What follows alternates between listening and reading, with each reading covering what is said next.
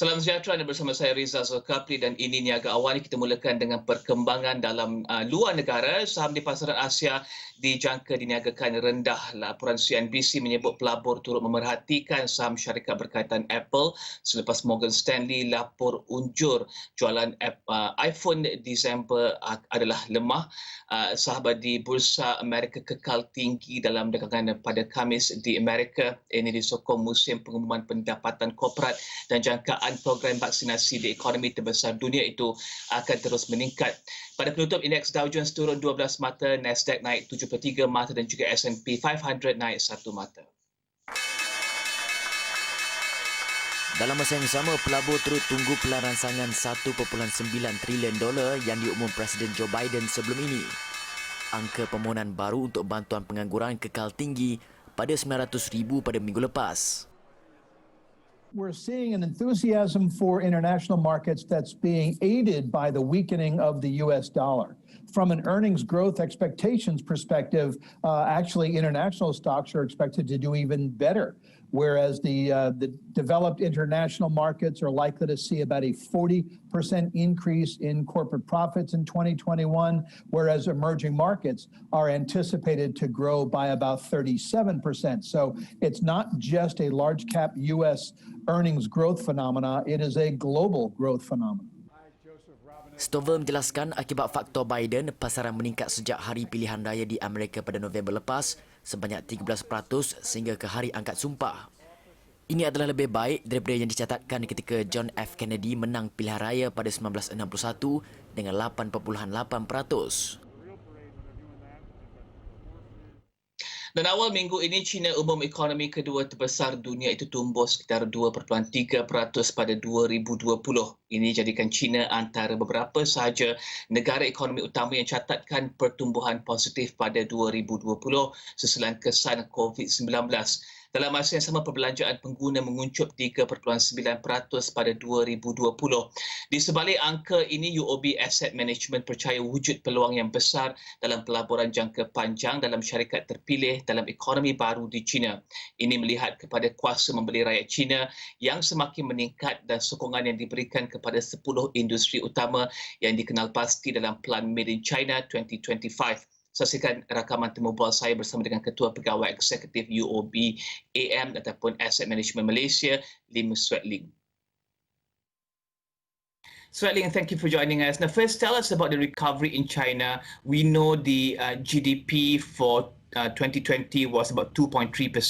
What are the sectors benefiting from China's management of this pandemic? And how are consumer spending post-COVID-19? In 2020, consumer spending went down by 3.9%. But what about moving forward in 2021? Thank you, Riza. You are right. China is the first country to go into recession last year during the first quarter of 2020. But at the same time, it is the only major economy to register a positive GDP growth of 2.3% last year, right? Going forward, we expect certain sectors to benefit from this recovery, mainly in the healthcare, tech, consumption upgrade. The overall consumption environment in China is in a weak recovery trend, with each subsector recovering at different rate. I mean, we are all familiar with the basic necessity whereby you still need to eat. So that one is least affected. The discretionary consumption, such as home appliances, cosmetics, education related, has also recovered well. And finally, we know that those that is on online consumption, it is booming. So it is very wide range.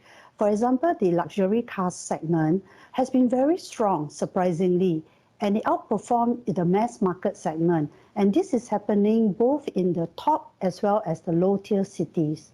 Mm-hmm. So we envisage that the habits of the Chinese consumer will continue to evolve as their income rises. This will be a long-term consumption uptrend theme that we will be seeing in China. We expect to see increased spending on a wider variety of higher quality and more expensive goods and services. But is there a trend or a pattern that you can read? Because you said surprisingly expensive cars were bought more in China during that particular period, right? Is there a trend that we're seeing? I guess this pandemic, in a way, has affected people differently. What we always call the K economy, whereby a certain sectors can outperform and the other ones sort of unfortunately get left behind. So in this case, for the luxury goods, you will realize that I guess these are the people that are least affected by or less affected by the pandemic, and they will be sort of improving the way they spend their money. Mm-hmm. Yeah. And investors in the US are also putting a lot of focus on tech stocks. Is the trend similar in China? What about healthcare, construction? What is the long-term strategy for investors going into the Chinese stock markets? I think it's a global economy now, right?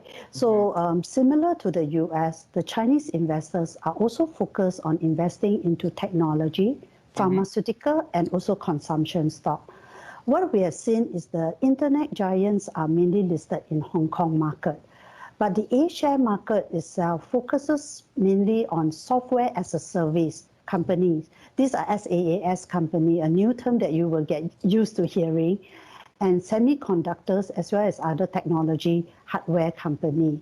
So in the pharmaceutical side, we are also very optimistic. Firstly, in the short term, due to the pandemic.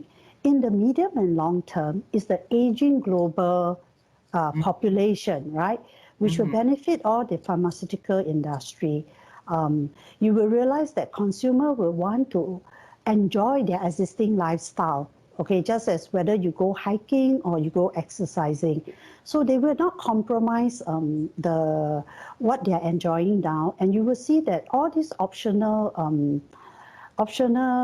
surgery, for example, like LASIK or even knee replacement, can become very common in a way because the consumer will want to enjoy their current activities. At the same time, we can see China speeding up in terms of their development for high-end medical equipment and development of vaccines and drugs. So you can see companies in China like Shenzhen Innovice Technology, Eye Hospital Group, they are all into robotics and biotech area. When we move towards the construction industry, we believe that it belongs to the China traditional economic field, and it has really passed its rapid development stage. It should be rapid development stage itself. What China is facing now is a period of economic structural transformation. Hence, our view is that the whole construction sector will have limited investment opportunities in the medium to long term. But there will still be pockets of opportunity, such as in the field of prefabricated construction. Okay? Besides tech and healthcare, we feel that the consumption upgrade and electric vehicle will be a long-term focus for the Chinese economy and market. And are you concerned with the decision by the US to delist and ban investments and transactions with key Chinese tech companies? Will this affect your outlook for these sectors? I think the growth of China being the largest in whether 5 or 10 years' time will be there. But if you really look at the data that we have as at third quarter 2020, the total market value of the qualified foreign institutional investor, commonly known as QFII, is around US 55 billion, and it is only equivalent to 0.45% of the total A-share market in China. At the same time, if you look at December data of the investment value of stock by the Stock Connect, whereby you can buy the Chinese stock from overseas, is only 380 billion. It accounted for 3.1% of the total market cap of the China A-share. So if we were to derive, and as US market accounts for less than 25% of the global GDP, we can make a simple assumption that the US capital holds less than 1% of the Chinese A-share market. But having said that, those companies that are listed in overseas exchange, such as the China Mobile and the others, could see short-term selling pressure itself. So what we have seen recently is the Chinese stock selling down, but the active fund manager and the Asia hedge fund, taking the opportunity of the volatility to go back into the market. Hence, it may cause a bit of volatility to the market, but it is also an opportunity for investors. It's not you don't see a long-term effect of this ban and delisting by the US? At current juncture, we don't really see it. I mean, we have a change in terms of the administration with President Biden coming in. I think they will be less hawkish in terms of their relationship with China. But just looking at the amount of money that is into the Chinese market as the A-share market, it is still quite a small amount. Yeah. Tell us about the Made in China 2025 plan. How would the 10 key industries be supported? What's the growth quantum for these industries? I think you mentioned some really interesting sectors and industries such as healthcare because of the aging population, the discretionary spending. Tell us more about the 10 key industries and how will it be supported? Okay, actually the Made in China 2025 is to seek to shift China from a low-cost manufacturer to become a high-end producer of goods. The goal is to tap into China's increasingly wealthy home consumer base, as well as the global sourcing segment, which they are very strong now. So among the various goals, the Make in China 2025 sought to raise the domestic content of the core components and material to 40% by 2020 and 70% by 2025. So the end goal is to complement China's manufacturing shortcoming from their point of view. Hence, sectors such as semiconductors, robotics, aerospace equipment, and new energy will be the new area that we see growth. We believe that the new energy sector has a very high growth potential here because policy continue to support energy savings and new energy vehicles. Tesla, Weilai, BYD Auto, and other traditional car companies have successfully promoted the demand for electric vehicle. We believe that energy savings and emission reduction is an important area for Sino-US cooperation in the future. So all this work in the long term for the betterment of mankind and everyone that is, in this world.